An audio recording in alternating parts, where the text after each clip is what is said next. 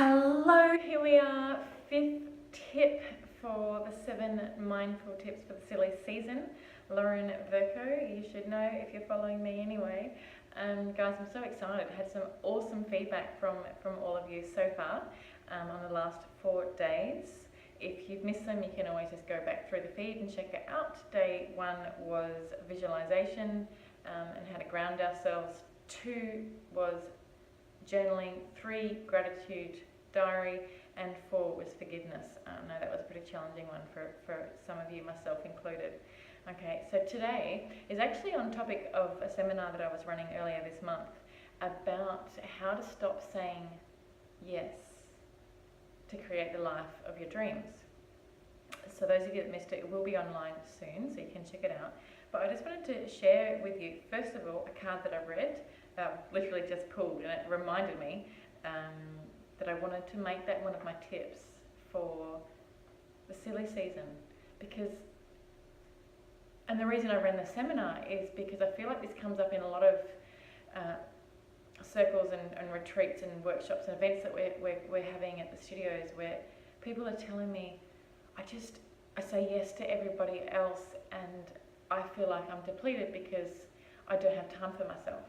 Yeah, and it's true. So often when I look at their lives and I sit down and really look at a typical week, it is because they are doing a lot for other people, which is wonderful when you're also doing a lot for yourself and you're filling your own self up. So let's first of all look at this card that I've drawn, which is pretty powerful actually, and then I'm going to share some tips around how to go about saying no, because a lot of people think, oh, I can't just say no, it's my mum or it's my sister or whoever it might be. It's not about necessarily saying no though. More on that in just a second. Check this card out. Some of you know I'm really into all the Egyptian gods and that sort of thing. So I've got these Egyptian oracle cards. I've actually never drawn a card and filmed at all from this particular deck. So this is the first of its kind, and a pretty powerful card at that. It pretty much represents death, and death is something that a lot of us go, and I know I did, but you know, yogis, you know why we meditate, yogis? Do you know what Shavasana means? The word meditation that we refer to in yoga is called Shavasana. Shava, most of you know asana means pose or posture. The Shava, be it, means corpse. Yeah? Yogis believed to practice the corpse pose at the very end of a yoga class to accept and to come to terms with the fact that we are all going to die, yeah, and wherever we move on to. But it was about accepting that death and accepting that really it's just about taking our last breath. Now, death comes up as well in a lot of areas in our life, and it might be, in this instance, is the death of the word yes all the time, okay? And us getting used to not just saying yes. So it's really a part of us that we have to close off and deal with to move on. So here we have this beautiful image. And it's about death. The god Anubi accompanies a soul, okay? And it says here, closing a cycle or immediate transformation. Death, painful changes too, or the ending of situations. Boredom, lack of opportunity and despair must be fought by accepting change in all the important aspects of our lives. Goes on to say, try saying no. Isn't this awesome? Try saying no. Really try to close a cycle and not put off a definitive solution to that problem. Beware of excuses you will almost certainly look for or invent. Those who don't cut ties with the past always blame others for faults that are always also theirs. I'm going to repeat that. Those who don't cut ties with the past always blame others for faults that are always also theirs. Yeah? So they might be sitting in all sorts of places for you right now, but that's about the blamers.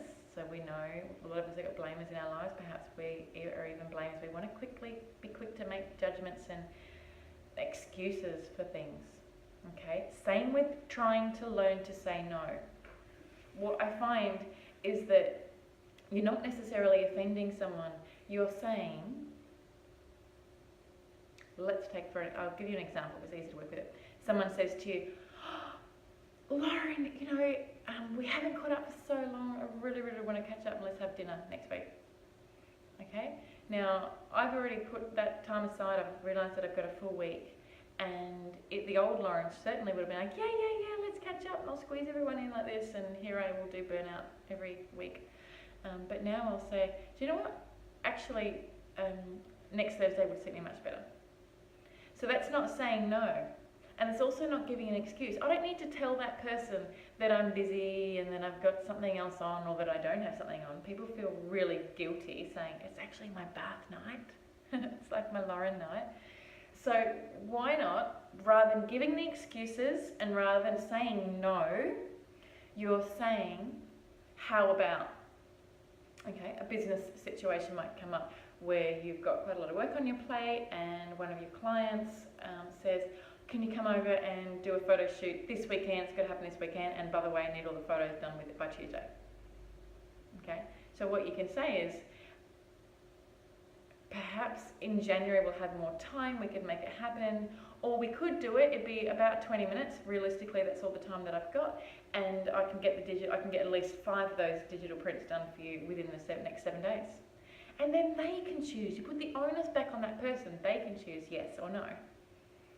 Okay, so when I was running this seminar last week, I got people to, and you can do this now if you like, was to write down the last time they said yes and they kind of regretted it afterwards. So I got them to write it down, that situation. So let's just sit with that for a little moment. So think of the last time you regrettably said yes. Okay, and then what you can do is write down an alternative to answering. Okay, what you could have said. And by the way, just for the record, sometimes it is okay to say no.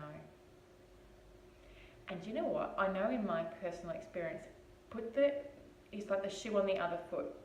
When someone says no to you, you're not going to sit there and come up with all these